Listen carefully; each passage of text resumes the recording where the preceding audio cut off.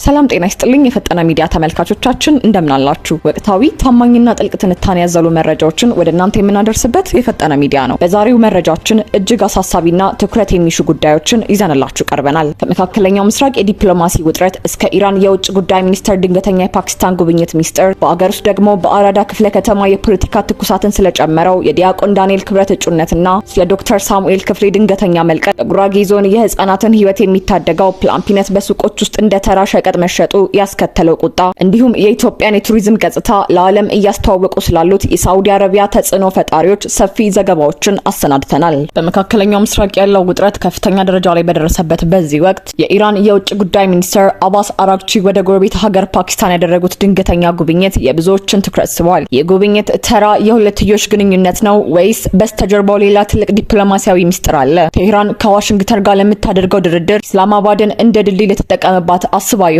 ዛሬ ዝርዝር መረጃዎችን እንመለከታለን። የኢራን የውጭ ጉዳይ ሚኒስትር አባስ አራግቺ በፓኪስታን በነበራቸው ቆይታ ከሀገሪቱ የጦር ኃይሎች ኢታማዦር ሹም ጄኔራል አሲም ሙኒር ጋር ተገናኝተው መወያየታቸውን በኢስላማባድ የሚገኘው የኢራን ኤምባሲ ይፋ አድርጓል። እንደ አናዶሎ ዘገባ ከሆነ ውይይቱ በዋናነት ያተኮረው በክልላዊ ደህንነት፣ በድንበር አካባቢ የሚታዩ የሽብርተኝነት ስጋቶችና በሁለቱ ሀገራት ወታደራዊ ትብብር ላይ ነው። ከቅርብ ጊዜ ወዲህ ኢራን ከአሜሪካ ጋር በድብቅ የሚሆን በይፋ ድርድር ልታደርግ ትችላለች የሚሉ መላምንቶች እየተሰሙ ነው። በተለይም በኒውክሌር ስምምነቱና በኢኮኖሚ ማዕቀቦች ዙሪያ አዲስ ምዕራፍ ለመክፈት ቴህራን ፍላጎት እንዳላት ይነገራል። ሆኖም ግን የቴህራን ባለስልጣናትና የኢራን መንግስታዊ መገናኛ ብዙሃን ይህንን መረጃ እስካሁን አላረጋገጡም። እንደ መረጃዎቹ ከሆነ ጉብኝቱ በሁለትዮሽ ግንኙነትና በጋራ ጥቅሞች ላይ ብቻ ያተኮረ ነው። ነገር ግን የፖለቲካ ተንታኞች ፓኪስታን ከሁለቱም ወገኖች ጋር ያላት ግንኙነት ለወደፊት የሰላም ንግግሮች እንዳመቻች ልትቆጠር የምትችልበት እድል እንዳለ ይጠቁማሉ።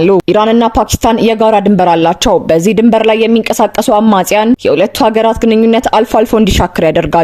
የአራግቺ ጉብኝት ይህንን ስጋት ለመቀነስ ያለመ ሊሆን ይችላል። በእስራኤልና በጋዛ እንዲሁም ሊባኖስ መካከል ያለው ጦርነት ኢራንን በቀጥታም ይሁን በተዘዋዋሪ እየነካት ነው። ቴህራን በክልሉ ያሉ የእስልምና ሀገራትን ድጋፍ ለማሰባሰብና የጋራ አቋም ለመያዝ ዲፕሎማሲያዊ ዘመቻ እያደረገች መሆኑ ይታወቃል። በኢራን ላይ የተጣለው ማዕቀብ ሀገሪቱን ክፉኛ እየጎዳት በመሆኑ ከአጎራባች ሀገራት ጋር የንግድ ልውውጥን ማጠናከር ለቴህራን የህልውና ጉዳይ ነው። ምንም እንኳን የኢራን ባለስልጣናት ጉብኝቱን ከሰላም ንግግር ጋር ባያያይዙትም የዲፕሎማሲያዊው ዓለም ግን እንዲህ አይነት ጉብኝቶችን ከመጋረጃ ጀርባ ያሉ መልእክቶች ማስተላለፊያ አድርጎ ያያቸዋል። አባስ አራግቺ ወደ ኢስላማባድ ይዘውት የሄዱት እውነተኛ አጀንዳ የኢራን አዲስ የውጭ ጉዳይ ፖሊሲ ግን ከጠላቶቿ ጋርም ቢሆን ለመነጋገር ዝግጁ መሆኗን ፍንጭ እየሰጠ ያለ ይመስላል። ወደ ሀገር ውስጥ መረጃችን ስናልፍ በመጪው 7ኛው ጠቅላላ ምርጫ የአዲስ አበባ የፖለቲካ ትኩሳት በአራዳ ክፍለ ከተማ ላይ አርፏል። ከዚህ ቀደም በግል ተወዳዳሪነት የፓርላማ መንበርን መያዝ ችለው የነበሩት ታዋቂው ጸሐፊና የጠቅላይ ሚኒስትሩ አማካሪ ዲያቆን ዳንኤል ክብረት ዘንድሮ በድንገተኛ ለውጥ የገዢው ፓርቲ እጩ ሆነው ቀርበዋል። ይህ ለውጥ እንዴት መጣ? ዶክተር ሳሙኤል ክፍሌስ ለምን ራሳቸውን አገለሉ? ዝርዝሩን እንደሚከተለው። ዲያቆን ዳንኤል ክብረት ከግል እጩነት ወደ ብልጽግና ፓርቲ፣ የጠቅላይ ሚኒስትር አብይ አህመድ የማህበራዊ ጉዳዮች አማካሪ ሙዓዘ ጥበባት ዲያቆን ዳንኤል ክብረት ለቲክፋ ኢትዮጵያ በሰጡት ማረጋገጫ በ7ኛው ጠቅላላ ምርጫ የብልጽግና ፓርቲን ወክለው እንደሚወዳደሩ አስታውቀዋል። እንደሳቸው ገለጻ ውድድሩ የሚካሄደው በአራዳ ክፍለ ከተማ ልዩ ስሙ አራዳ ወረዳ 214 በሚባለው የምርጫ ክልል ነው። ዲያቆን ዳንኤል በ6ኛው ሀገራዊ ምርጫ በግል ተወዳዳሪነት ከፍተኛ ድምጽ አግኝተው የህዝብ ተወካዮች ምክር ቤት አባል መሆናቸው ይታወሳል። ዘንድሮ ግን በፓርቲ ጥላ ስር ለመወዳደር መወሰናቸው በደጋፊዎቻቸውና በፖለቲካ ተንታኞች ዘንድ ሰፊ መነጋገሪያ ሆኗል። በዚህ የምርጫ ክልል ቀደም ሲል የብልጽግና ፓርቲ እጩ ሆነው ቀርበው የነበሩት የአዲስ አበባ ዩኒቨርሲቲ ፕሬዝዳንት ዶክተር ሳሙኤል ክፍሌ ነበሩ። ይሁን እንጂ ዶክተር ሳሙኤል ከውድድሩ ራሳቸውን ማግለላቸውን ለኢትዮጵያ ኢንሳይደር በሰጡት ቃል አረጋግጠዋል። ለዚህ ዋናው ምክንያት የህግ ግጭት እንደሆነ ይነገራል። አዲሱ የራስ ገዝ ዩኒቨርሲቲዎች አዋጅ የዩኒቨርሲቲ ፕሬዝዳንቶች ከማንኛውም የፖለቲካ ፓርቲ አባላት ነፃ መሆን እንዳለባቸው ይደነግጋል። ዶክተር ሳሙኤል የዩኒቨርሲቲውን ፕሬዝዳንትነት ይዘው በፓርቲ እጩነት መቀጠላቸው ከአዋጁ ጋር ስለሚጋጭ በገዛ ፈቃዳቸው ከምርጫ መውጣታቸውን አስታውቀዋል። የኢትዮጵያ ብሔራዊ ምርጫ ቦርድም ይህንኑ ጥያቄ ተቀብሎ ከእጩነት ዝርዝር ውስጥ ሰርዟቸዋል። ዲያቆን ዳንኤል ይህንን ተክተው ስለመቅረባቸው ሲጠየቁ እሱን እኔ አላውቅም፣ ፓርቲውና ምርጫ ቦርዱ ናቸው የሚያውቁት ሲሉ ምላሽ ሰጥተዋል። ዲያቆን ዳንኤል በስድስተኛው ምርጫ የግል እጩ ሆነው መቅረባቸው ለብዙዎች የገለልተኝነት ምልክት ተደርጎ ተወስዶ ነበር።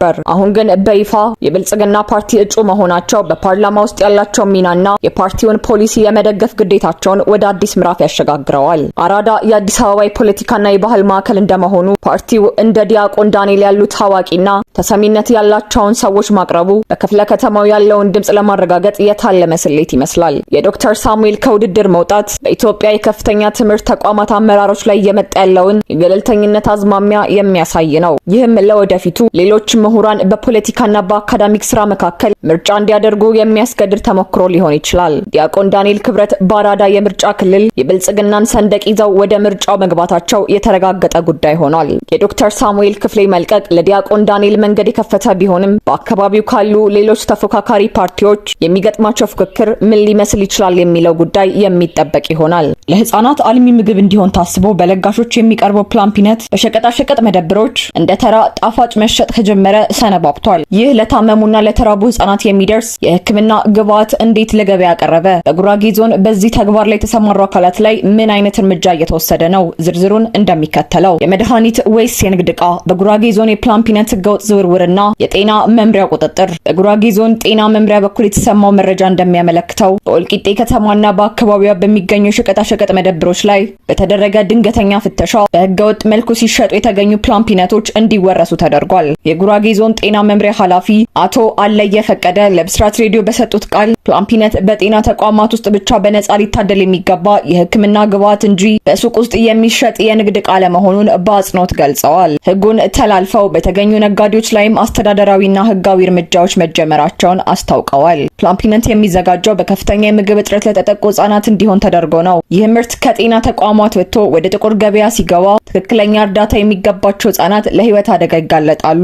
እንደ ማንኛውም መድኃኒት ፕላምፒነት የተለየ የሙቀት መጠንና የአያያዝ ስርዓት ያስፈልገዋል። በሸቀጣሸቀጥ መደብሮች ውስጥ ከሌሎች ኬሚካሎች ጋር ተቀላቅሎ መቀመጡ ይዘቱን በመቀየር ለህፃናት ጤና ጠንቅ ሊሆን ይችላል። ይህ ምርት ወደ ገበያ የሚወጣው በሁለት መንገድ እንደሆነ ይገመታል። ወይ በጤና ተቋማት ውስጥ ባሉ ታማኝነት የጎደላቸው ሰራተኞች ወይም እርዳታውን ያገኙ ወላጆች ለገንዘብ ሲሉ መልሰው ለነጋዴዎች በመሸጣቸው ነው። ይህም የቁጥጥር ስርዓቱ ላይ ትልቅ ክፍተት እንዳለ ያሳያል። የጉራጌ ዞን ጤና መምሪያ ከወልቂጤ ከተማ አስተዳደር ጋር በመተባበር የጀመረው ይሄው ቁጥጥር ስራ በቀጣይም በየገጠሩ ባሉ የሳምንት ገበያዎች ጭምር እንደሚቀጥል ተገልጿል። ህብረተሰቡም እንዲህ አይነት ህገወጥ ሽያጮችን ሲመለከት ለሚመለከተው አካል እንዲጠቁሙ ጥሪ ቀርቧል። ፕላምፒነት ለህፃናት ህይወት ማቆያ እንጂ ለጥቂት ግለሰቦች የትርፍ ምንጭ መሆን የለበትም። የጉራጌ ዞን የጀመረው ዘመቻ በሌሎች የሀገሪቱ ክፍሎችም ሊደገም የሚገባ ተግባር ነው። ህገወጥ ዝውውሩን ከመቆጣጠር ባለፈ ምርቱ ከመነሻው ከጤና ተቋማት እንዴት ሊወጣ ቻለ የሚለው ጥያቄ በጥልቀት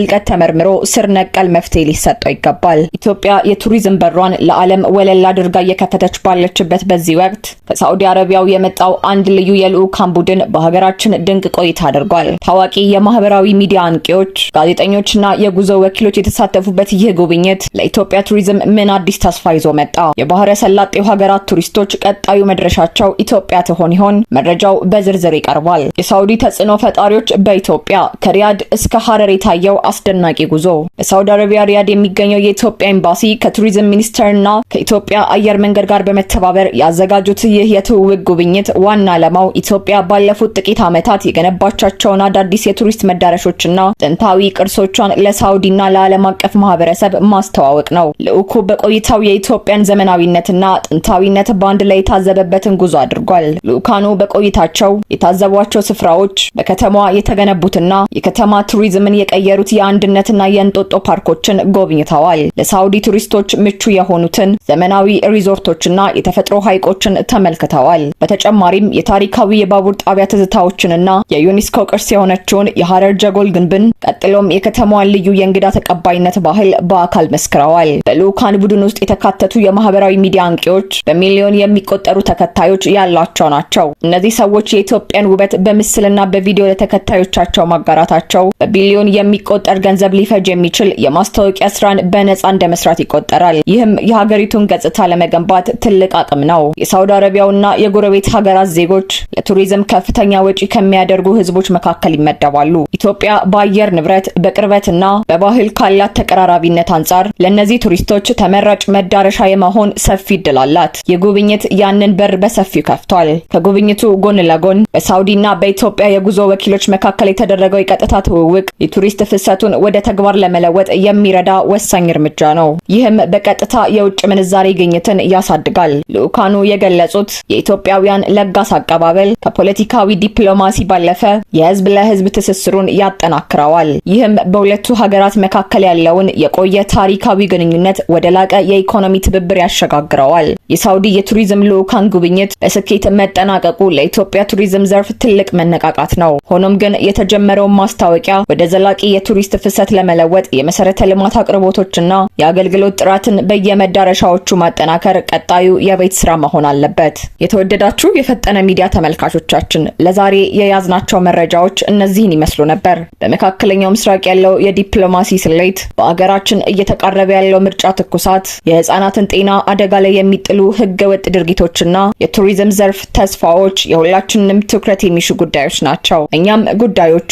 በቅርበት እየተከታተልን መረጃዎችን ማድረሳችንን እንቀጥላለን። መረጃዎቻችን ለሌሎችም እንዲደርስ ቪዲዮውን ላይክ እና ሼር ማድረጋችሁን እንዳትረሱ።